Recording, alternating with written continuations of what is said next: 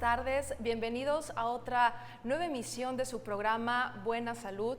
Soy Bárbara Escalante y el cáncer es el término utilizado para las enfermedades en que las células anormales se dividen sin control y son capaces de invadir otros tejidos. Las células cancerosas se pueden diseminar a otras partes del cuerpo a través de la sangre y el sistema linfático. El cáncer no es una sola enfermedad, sino muchas enfermedades distintas. Existen más de 100 tipos de cáncer. Hoy, en Buena Salud, abordaremos dos de ellos, el cáncer de mama y el cérvico-uterino. Quédese con nosotros. Iniciamos.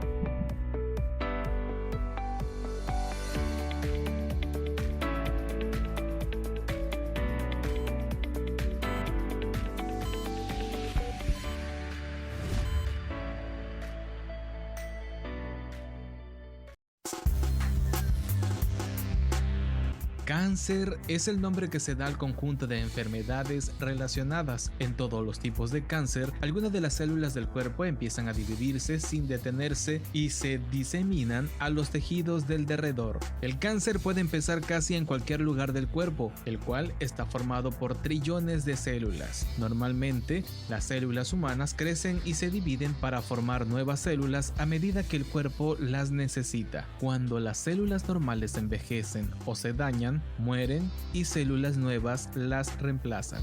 Sin embargo, en el cáncer, este proceso ordenado se descontrola. A medida que las células se hacen más y más anormales, las células viejas o dañadas sobreviven cuando deberían morir y células nuevas se forman cuando no son necesarias. Estas células adicionales pueden dividirse sin interrupción y pueden formar nuevas masas que se llaman tumores. Hay más de 100 tipos de cáncer. Los tipos de cáncer reciben en general el nombre de los órganos o tejidos en donde se forman los cánceres. En las mujeres, el cáncer de mama es el segundo tipo de cáncer más común, seguido por el cáncer de piel. Las mamografías pueden detectar el cáncer de mama temprano, tal vez antes de que se disemine. El cáncer de cuello uterino casi siempre lo causa la infección por el virus del papiloma humano, VPH. Se presenta por lo general de manera lenta con el paso del tiempo. Antes de que aparezca el cáncer, las células del cuello uterino pasan por una serie de cambios por los que comienzan a aparecer células anormales en el tejido cérvico-uterino.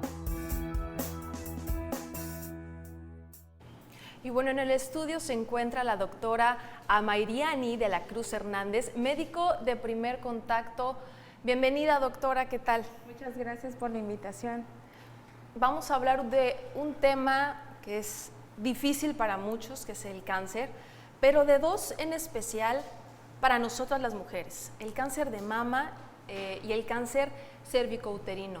Doctora, platíquenos primero de la palabra cáncer, porque muchas veces lo decimos, lo escuchamos, pero a veces no lo comprendemos. Así es, hablar de la palabra o de este término en general engloba muchas patologías. Sin embargo, la Organización Mundial de la Salud tomó como definición una característica que es la multiplicación rápida de células anormales que se van a extender más allá del sitio habitual de estas células. Es decir, en nuestro cuerpo hay células que se van a encargar de diferentes actividades. Estas células normales tienen la capacidad de reproducirse, pero también de multiplicarse, pero también de morir cuando alguna de ellas sufra alguna aberración genética o cuando esta célula esté desgastada. Sin embargo, en el cáncer, esta célula no muere, al contrario, empieza a multiplicarse y va a sustituir a las células normales y las va a superar en número. Eso es la definición de cáncer, la multiplicación rápida de estas células dañadas. Es importante hablar del cáncer, ya que está totalmente justificado, ya que en América Latina es una de las principales causas de muerte, y lo peor es que en muchos de estos casos el cáncer puede ser incluso prevenible o hacer que el paciente, otorgarle al paciente una mejor calidad de vida. En 2020 fueron más de 10 millones de personas que sufrieron un deceso a causa de alguna de estas dos patologías, el cáncer de mama y el cáncer cervicouterino. Y en México el panorama pues no es alentador. Alentador, exactamente. En 2006 el cáncer de mama superó al cáncer cervicouterino, convirtiéndose en la primera causa de muerte. Los estados que han reportado o que reportaron en 2013 un incremento en la tasa de mortalidad de estas enfermedades, en este caso el cáncer de mama, fue Sonora, Coahuila y Nuevo León. Y en el caso del cáncer cervicouterino, los estados que habían reportado mayores casos de decesos por causa de cáncer cervicouterino habían sido Chiapas y Veracruz, también Morelos. Entonces, no estamos haciendo lo correcto para prevenir estas enfermedades. Muy bien, doctora. Ahora nos vamos, como usted lo comenta, específicamente a México. Y hablando acerca de esto, del cáncer de mama y del cáncer cervicouterino, que es algo específicamente de la mujer, ¿a partir de cuándo debemos de empezar a cuidarnos, a saber cuáles son las medidas de prevención? ¿A partir de muy chiquitas o ya de adolescentes? Okay. La prevención tiene que iniciar desde los primeros años de vida. Prevenir no significa que vamos a tomar acciones cuando ya tenemos una enfermedad. Prevenir es justo realizar las actividades necesarias para que no se desarrolle dicha enfermedad. En este caso tenemos que tomar en cuenta que el cáncer es una enfermedad que va a tener dos variantes. En este caso va a tener un factor genético, el factor del paciente, y va a tener un factor externo. Sin que haya una conjugación de estos factores, el cáncer no se desarrolla. Pero cuando estos dos factores están presentes en un solo individuo, hay más probabilidad de que se desarrolle. En este caso, los factores de riesgo o factores carcinógenos, podríamos decir, son de tres tipos. Se encuentran los biológicos. En este caso, los factores carcinógenos biológicos van a ser virus, bacterias, hongos, como en el caso del virus del papiloma humano, que nos va a ayudar o va a estar presente para que se desarrolle un cáncer cervicouterino. También tenemos los factores físicos como una radiación y los químicos como el consumo de tabaco, el humo del cigarrillo. ¿Eso también es un factor de cáncer de mama y cervicouterino? Así es un factor que se encuentra presente en ambas patologías. Ahorita que dice que el humo del tabaco causa cáncer de mama o cervicouterino, hay algunas series de preguntas que también me gustaría hacerle. El estrés, sabemos que a lo largo de estos últimos años ha incrementado este porcentaje de cáncer de mama y cervicouterino en México, pero también el nivel de estrés, ¿este también lo puede provocar?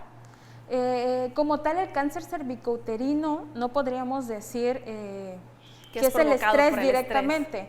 Sin embargo, el estrés hace que nuestro sistema inmune o nuestras defensas estén bajas, y las defensas bajas sí es un factor de riesgo para desarrollar cáncer cervicouterino. Y para cualquier otra enfermedad, cualquier otra enfermedad, exactamente.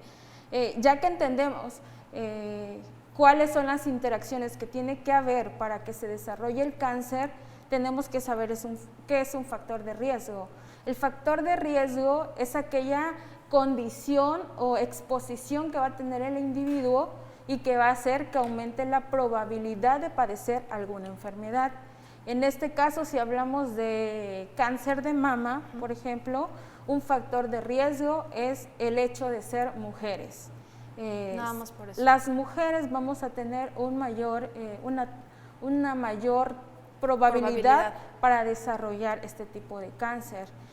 La edad avanzada, a mayor edad, el riesgo también va a incrementar. Una historia familiar de cáncer en una línea directa, es decir, nuestra mamá, nuestra hermana, una hija que haya tenido cáncer, también el hecho de tener un embarazo posterior a los 30 años, ser nuligesta, eso nos referimos a que no hemos tenido historias previas de embarazo. Hay personas que han dado o que han tenido embarazos anteriores, pero no han dado lactancia materna. Entonces, estos pacientes también van a tener un riesgo de padecer cáncer de mama, así como la mala alimentación, una dieta rica en carbohidratos y disminuida en fibra va a hacer también que nuestro riesgo aumente, el tabaquismo, el consumo de alcohol. También hay un gen que está relacionado con el desarrollo del cáncer de mama, que es el gen BRCA1 y BRCA2. Este gen pues va a ser un factor no modificable. Sin embargo, si nos damos cuenta, los factores que están alrededor, sí, disminuir el sedentarismo, la obesidad, el hecho de disminuir el consumo de tabaco o de alcohol, también el riesgo va a disminuir en gran medida. Doctora, por lo pronto vamos a un corte promocional y enseguida regresamos con más de Buena Salud. Al regresar vamos a hablar sobre precisamente de eso, las alertas de esta enfermedad y la prevención. Esto es Buena Salud, regresamos.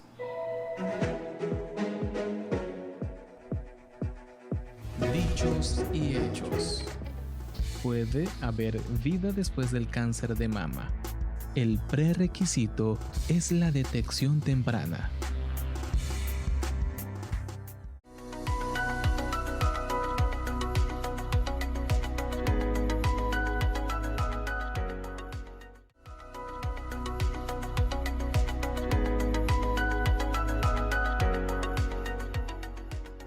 Y estamos de vuelta en Buena Salud y hay un tema muy interesante que estamos tratando y es el cáncer de mama y cáncer cérvico-uterino, y por eso está la doctora Amairiani de la Cruz Hernández, médico de primer contacto. Doctora, continuemos con este tema que es tan delicado pero también tan interesante, y estábamos hablando sobre qué es el cáncer, pero bueno, vamos a tomar como un ejemplo, en un caso. Una mujer sintió algún dolorcito en el pecho, algún ardor, sintió algo, y fue cuando decidió acudir al médico. ¿Cuáles son estos signos de alerta de estas enfermedades, doctora? Ok, es importante saber que el cáncer también es conocida como una enfermedad silenciosa. Entonces, a veces en sus inicios no va a dar manifestaciones. Okay. Sin embargo, sí hay signos y síntomas que podría presentarse en alguna de estos casos. En el cáncer de mama puede encontrarse una nodulación o una bolita, como coloquialmente se le llama, indurada, que no va a ser en muchos casos dolorosa y que se va a encontrar sujeta a un plano profundo, no va a ser tan superficial.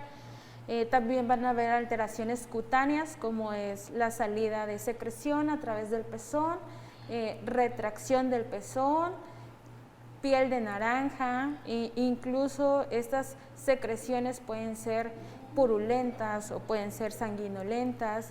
Si encontramos una herida que no cicatriza a pesar de que haya recibido tratamiento, también tenemos que sospechar. Además de que podemos encontrar ganglios en región axilar o supraclavicular, que también nos puede dar como un signo de alerta. Axilar en esta parte, así ¿verdad? es. Okay. Por eso es importante la autoexploración. Ahora bien, una palabra muy importante y que siempre la hemos escuchado para esta prevención del cáncer de mama, y que es la autoexploración. Pero ahora bien, nos vamos a la parte del Papa Nicolau, ¿no? Doctora, ¿hay alguna autoexploración para la otra zona? En el cáncer cervicouterino se maneja que hay factores de riesgo. Si nosotros sabemos qué factores de riesgo, podemos tener un indicativo de que tenemos que asistir al médico, porque no podemos autoexplorarnos, digamos, esa zona, como en el cáncer de mama. Pero tenemos estas alertas. Exactamente. Si tenemos múltiples parejas, antecedentes de enfermedades de transmisión sexual, si somos portadoras del virus del papiloma humano, que algunos van a causar verrugas genitales y es por eso que nos vamos a dar cuenta y vamos a asistir al médico. Dolor pélvico, sangrado poscoital o después de tener algunas relaciones sexuales, sangrados intermenstruales entre cada periodo o sangrado después de que se nos haya diagnosticado la menopausia.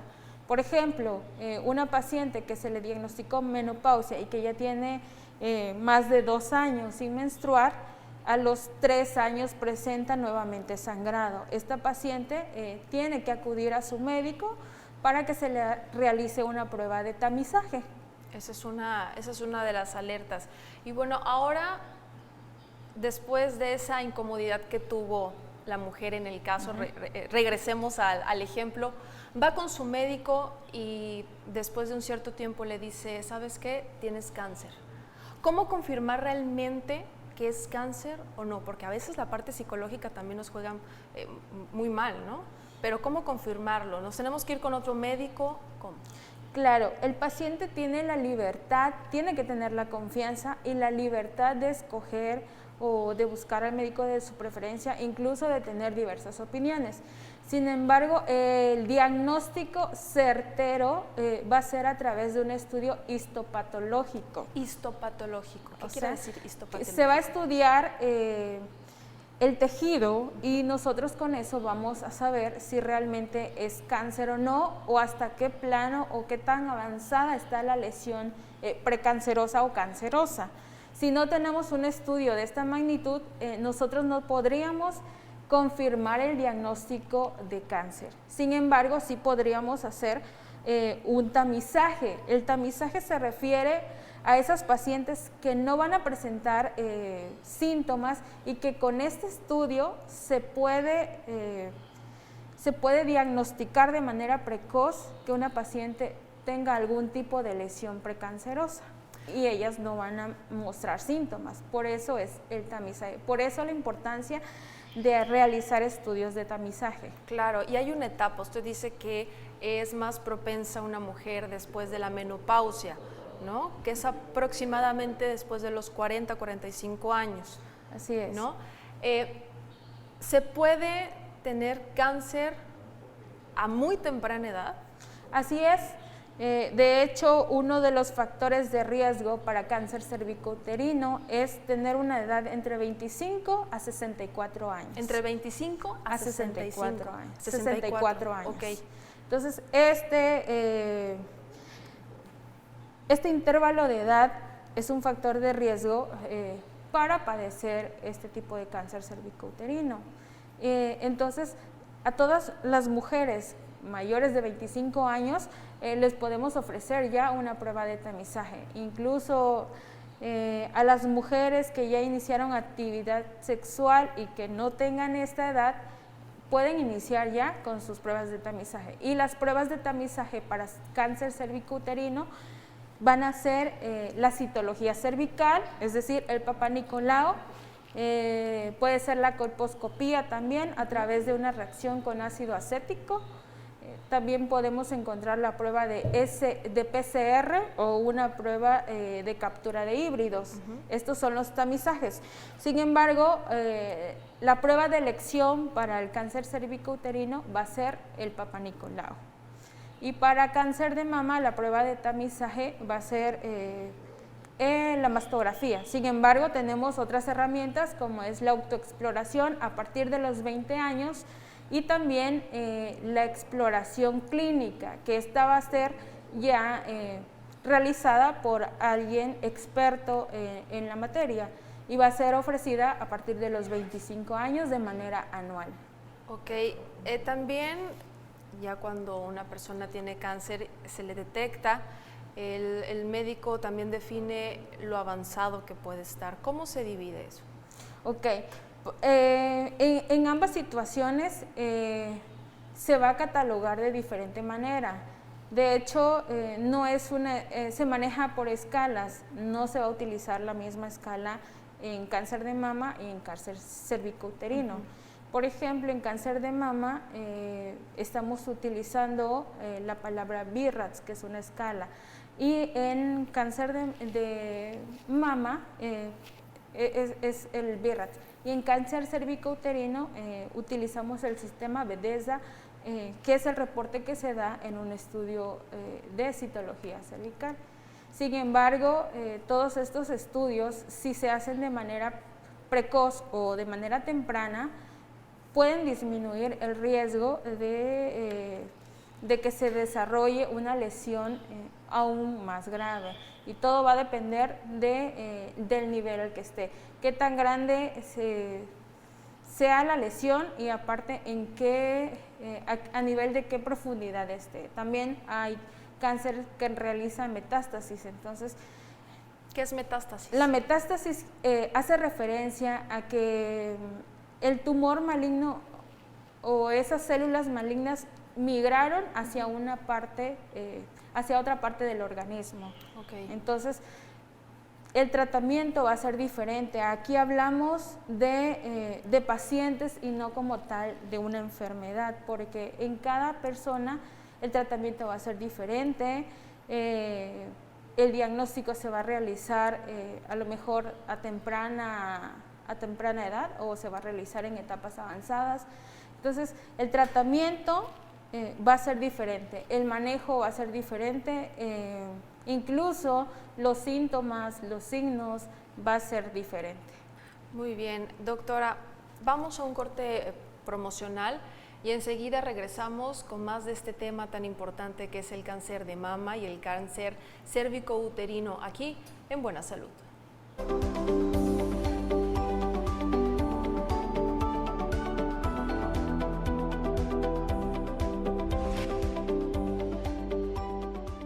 El mundo de la medicina.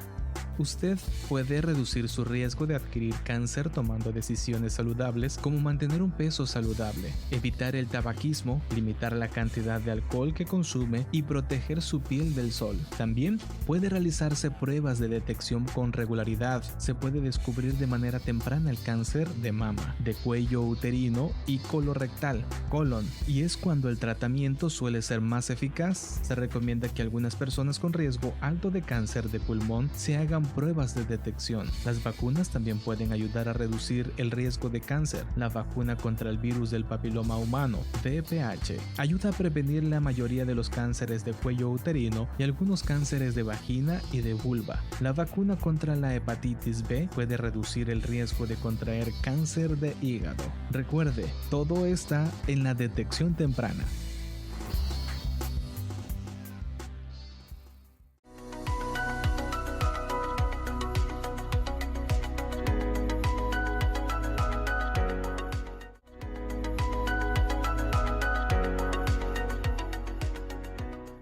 Continuamos con más en Buena Salud con la doctora Amairiani de la Cruz Hernández, médico de primer contacto, y que estábamos platicando con ella, doctora, acerca de estas alertas o estos signos para detectar esta enfermedad, ¿no?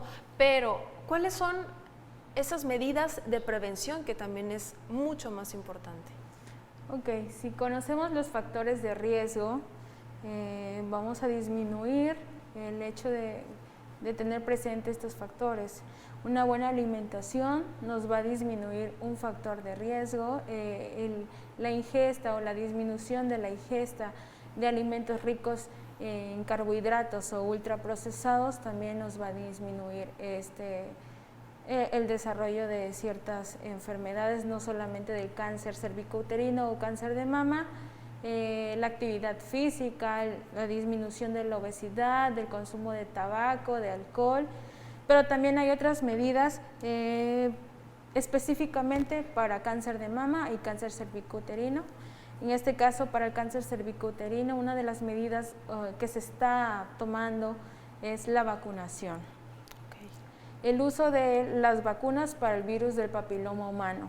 En este caso tenemos 2 vacunas y mucha gente no sabe cómo utilizarla o no sabe. ¿A partir de cuándo, no? ¿De qué edad? ¿En qué momento? ¿Cuáles son esas medidas que se tienen que tomar en cuenta precisamente para esta vacuna? En este caso la vacuna, tenemos 2 tipos de vacuna. La tetravalente, que se conoce en el mercado como Gardasil, esta nos va a proteger contra los virus que causan el cáncer cervicouterino, pero también nos va a proteger contra el virus que causan las verrugas genitales. Y puede ser utilizada tanto en hombres como en mujeres. Entonces, los que a nosotros nos pasan de alguna manera el virus del papiloma humano, pues son los hombres. Entonces, también hay que hacer una vacunación en ellos. Tenemos la vacuna. ¿A partir de qué edad se tiene que vacunar? Puede ser, con esta vacuna puede ser a partir de los 9 años, incluso de los 9 a los 26 años. Igual que en la bivalente. En la bivalente solamente nos va a proteger para los virus que van a causar el cáncer cervicouterino, que es el virus 16 y 18, que son los que causan el cáncer en su mayoría.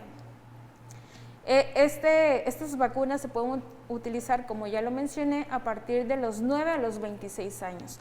En este periodo, sin embargo, actualmente se está utilizando de manera recurrente o en un esquema que ya se integró al sector salud a partir de los 11 años. Niñas de 11 o 12 años ya están siendo vacunadas para este virus. Entonces es una medida de prevención. En cáncer cervicouterino. También el hecho de utilizar el condón de manera correcta, tener parejas o relaciones monógamas también disminuye el factor para padecer una de estas enfermedades. El consumo de alimentos ricos en nutrientes para tener un sistema inmune bastante fuerte. En el cáncer de mama, el hecho de la autoexploración es una medida de prevención, y aparte, algo de lo que no se habla mucho es de educar a la población, porque si la población no conoce cuáles son los riesgos, los factores de riesgo de dicha enfermedad o la magnitud que representa el hecho de tener cáncer, no va a tomar conciencia, que es la finalidad, no va a tomar conciencia acerca de las medidas que debe de tener. Entonces, creo que la información es la mejor medida de prevención para el desarrollo de estas enfermedades. Si estamos desinformados, vamos a creer lo que nos diga la vecina, lo que nos diga el amigo. Entonces, el uso correcto también de medidas, de métodos de planificación familiar, en este caso como el condón, nos podría salvar la vida. Entonces, creo que la información es una de las medidas en las que más debemos de puntualizar. Sobre todo porque la prevención es lo ideal, es la clave, y hay que adoptarlos también como cultura occidental, ¿no? La oriental ha tenido ese hábito desde milenario de la prevención, pero nosotros también como mexicanos y como cultura del otro lado del mundo prácticamente, tenemos que adoptar ese hábito de la prevención. La buena alimentación, el ejercicio, que es básico, va a disminuir en gran porcentaje esa probabilidad de cáncer, no solamente de mama o cervicouterino. Doctora, vamos a hablar ahora acerca de los métodos o los tratamientos del cáncer. Okay. Bueno, hablar de tratamiento también es un aspecto bastante amplio. Sin embargo, de los métodos de diagnóstico sí podemos hablar, y creo que es una parte importante de la enfermedad. Por ejemplo, para el cáncer cervicouterino, uno de los métodos, y vamos a hacer hincapié en el tamizaje, es realizar la citología cervical, en este caso de manera anual. Si en 3 años que nos realizamos una citología satisfactoria, en donde no se encuentran alteraciones, podemos hacernos el chequeo cada 2 o 3 años. Sin embargo, también tenemos otras herramientas, como ya lo mencionaba, que es el estudio de PCR, la captura de híbridos, la colposcopía. Sin embargo, también son herramientas que a lo mejor representan un mayor costo.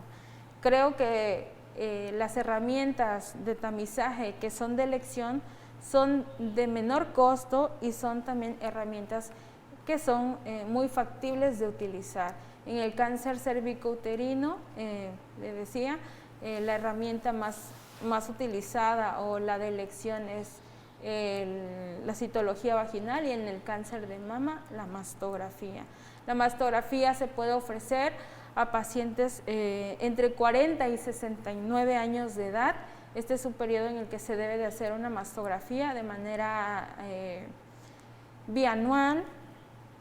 Sin embargo, si tenemos la presencia de alguna alteración, el esquema va a ser modificable. A lo mejor el seguimiento tendrá que ser cada año o cada 6 meses, dependiendo de qué se encuentre en ellas.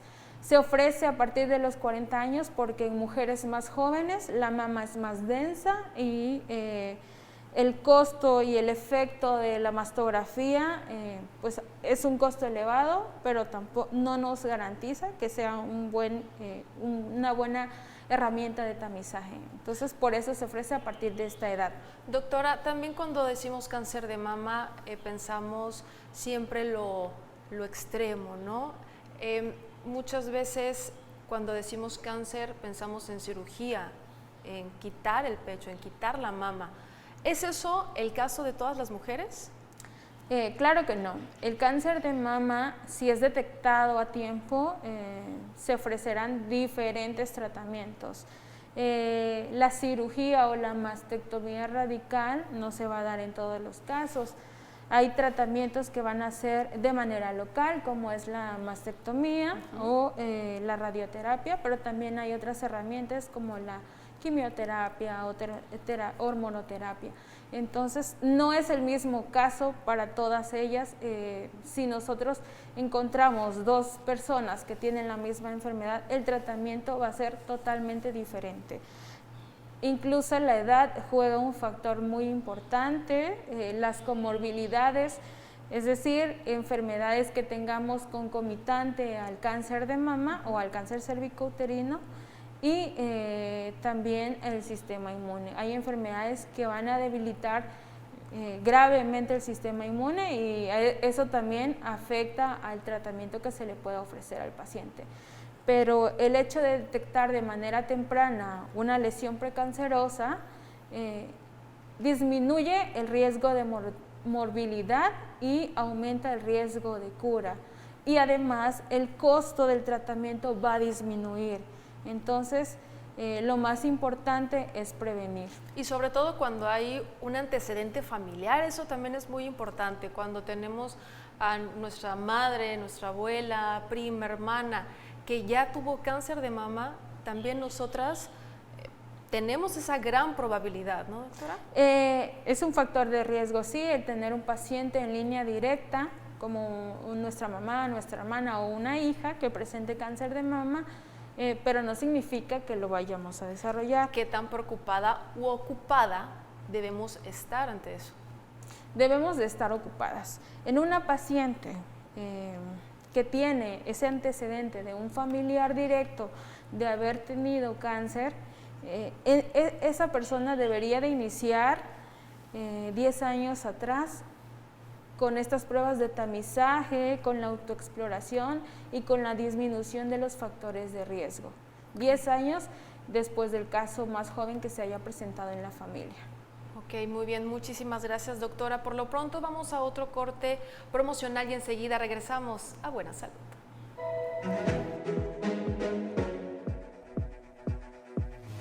Dichos y hechos. ¿El cáncer me hizo miembro de un club de élite al que preferiría no pertenecer?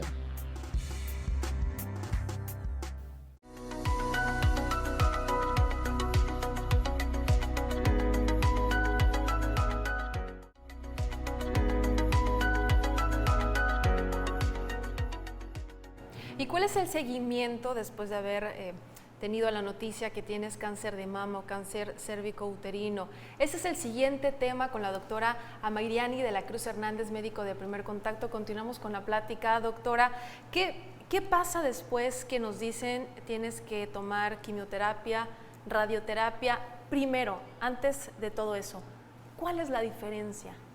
Ok, bueno, en la quimioterapia nosotros vamos a hacer, o los médicos especialistas, en este caso los oncólogos, harán uso de ciertos medicamentos. En la radioterapia son aparatos los que nos van a brindar la herramienta para ayudarnos a contrarrestar esta enfermedad. ¿Se utiliza para todo tipo de nivel o si es más avanzado, si es menos avanzado de cáncer? No, el tratamiento siempre va a ser diferente dependiendo del grado de la lesión. No siempre se va a utilizar la misma herramienta para tratamiento. Y de hecho, como decía, antes de llegar al diagnóstico de cáncer, si detectamos una lesión, sí podemos tomar medidas.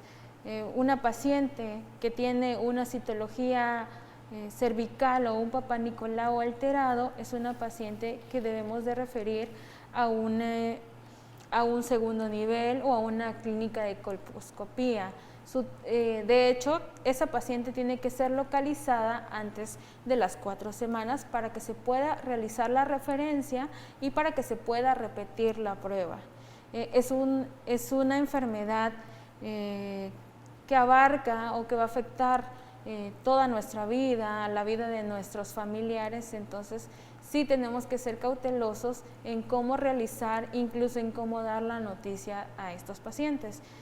Una paciente que sale con una mastografía alterada también es una paciente que tiene que recibir su resultado menor a 21 días y que también tendrá que ser referida, dependiendo de lo que se encuentre en esta mastografía, a un segundo nivel, incluso a oncología, oncocirugía. La importancia también de conocer las causas de la enfermedad o de conocer la lesión, el tipo de lesión, es saber a dónde tienes que enviarlo. Saber las causas de esta enfermedad también nos va a ayudar con el tratamiento. Así es. No es lo mismo que mi cáncer haya sido hereditario o desarrollado por los factores externos, que pude haber tenido una mala alimentación, a que tenga presente el gen que lo causó. Entonces, todo esto influye para dar un tratamiento y para darle un seguimiento al paciente. Y el tratamiento tiene que ser multidisciplinario, a través de psicología, a través de nutrición, a través de medicina. Y sin embargo, son pacientes que sí necesitan un apoyo psicológico bastante importante porque son mujeres que son estigmatizadas. Las pacientes que tienen tratamientos con mastectomía, se les extirpa la mama, son pacientes que van a quedar con una autoestima bastante afectada y también eso va a influir en el tratamiento o en el seguimiento de la enfermedad. Las pacientes que tienen virus de papiloma humano o que desarrollan cáncer cervicouterino, muchas de ellas van a estigmatizarse porque probablemente la gente piense que es por el hecho de haber tenido muchas parejas sexuales, y a lo mejor no es así, a lo mejor fue su pareja quien las contagió y por eso desarrollaron un cáncer. Entonces, lo importante de esto es recalcar que si nosotros detectamos a tiempo una lesión, nosotros como médicos de primer nivel o de primer contacto es hacer un buen tamizaje y también saber en qué momento referir a un paciente con los médicos especialistas. Doctora, ¿cuáles son estos efectos secundarios que podría tener una persona ya que se está haciendo este tratamiento, desde el primer contacto con el tratamiento? ¿Qué es lo que va a recibir después?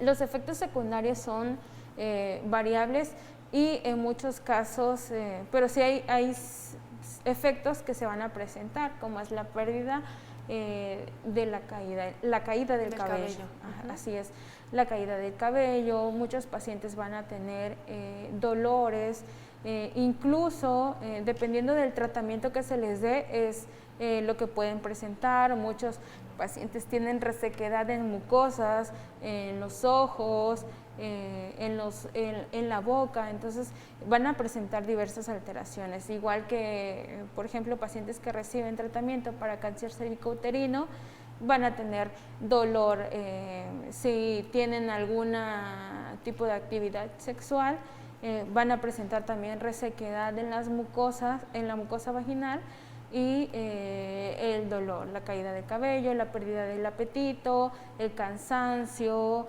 las ganas de realizar sus actividades habituales. Muchos tienen una depresión en el sistema inmune, la presencia de diversos grados de anemia. Entonces, son muchas normales reacciones. También, dentro de todo lo que comenta, son normales, o sea, el doctor te va a decir estas son las consecuencias y a fuerza, ¿no? Muchas veces pierdes el cabello. ¿Qué es peor, doctora? ¿O qué es mejor? ¿Tomar el tratamiento o mejor no hacerlo? Siempre va Porque a ser, muchas personas tienen ese pensar, ¿no? Así es, siempre va a ser mejor tomar el tratamiento. Y el tratamiento lo tenemos en un mal concepto. El tratamiento, lo que nosotros siempre vamos a buscar es que el paciente tenga la mejor calidad de vida posible. Es una enfermedad que en una etapa terminal va a causar mucho dolor, no solamente físico, sino también a nivel emocional, tanto para la familia y para los cuidadores. Hay cuidados que nosotros llamamos paliativos, que estos cuidados paliativos nos ayudan a bien morir, a que el paciente curse con su enfermedad en la etapa terminal de la mejor manera posible y con el apoyo que se requiera. Sin embargo, el tratamiento siempre va a ser mejor a decir, no voy a tomar el tratamiento porque no estoy dispuesta a que se me caiga el cabello. El tratamiento nos da una oportunidad de salir adelante y de vivir, pero si no tomamos ese riesgo, no sabremos si realmente podremos sobrellevar la enfermedad. ¿Qué tan importante, doctora, es acudir a consultas preventivas? Esta pregunta me gusta mucho porque la importancia es muy grande. Del 30 al 50% de los tipos de cáncer pueden ser prevenibles y esta prevención se hace a través de estas consultas. Okay. Si un paciente llega a tener o tiene en su cabeza el hecho de que a lo mejor escuché por ahí que tengo un factor de riesgo, bueno, me acerco con un médico o con una persona que yo crea que me puede orientar de manera correcta e iniciar no un tratamiento, pero iniciar la búsqueda de factores de riesgo o iniciar el tamizaje. Entonces, creo que estas consultas de primer nivel son las más importantes, porque es cuando nosotros vamos a encaminar al paciente a descubrir si realmente está enfermo o para descubrir que el paciente solamente va a modificar factores de riesgo. Doctora, entonces ya para ir cerrando e ir concluyendo, que si bien el tema es tan amplio y pudimos haber tratado uno en cada programa, pero bueno, el tiempo de televisión es muy corto, ya para concluir, uno de los factores o de los elementos primordiales para esta prevención, alimentación y ejercicio. Alimentación, ejercicio. Y autoexploración. Autoexploración. El estilo de vida saludable, en el estilo de vida saludable también vamos a englobar la autoexploración. El consumo de bebidas o de alimentos ultraprocesados también van a tener ciertas sustancias que van a ser nocivas para la salud. Entonces, ejercicio, buena alimentación es uno de los factores más importantes en ambas enfermedades y no solo en ellas, sino en otras enfermedades. Ok, muchísimas gracias, doctora. De antemano es un tema muy amplio y nos hubiese gustado pues platicar más a detalle sobre esto. Muchísimas gracias, doctora Amairiani de la Cruz, por haber estado en este programa Buena Salud y con este tema tan importante que es el cáncer de mama y cáncer cervicouterino, doctora. Gracias. El cáncer es uno de los principales problemas de salud de las sociedades modernas. Su incidencia aumenta progresivamente, no solo por el hecho de que los ciudadanos de los países desarrollados cada vez tienen una esperanza de vida más larga, sino también porque la favorece una serie de hábitos nocivos que hemos incorporado a nuestras vidas. Así que recuerde insistir, persistir, resistir y nunca desistir en cuanto a su salud se refiere. El cáncer no espera y usted tampoco debería esperar. Soy Bárbara Escalante, muchas gracias por su confianza, pero sobre todo por su preferencia. Hasta una próxima emisión de Buena Salud. Hasta luego.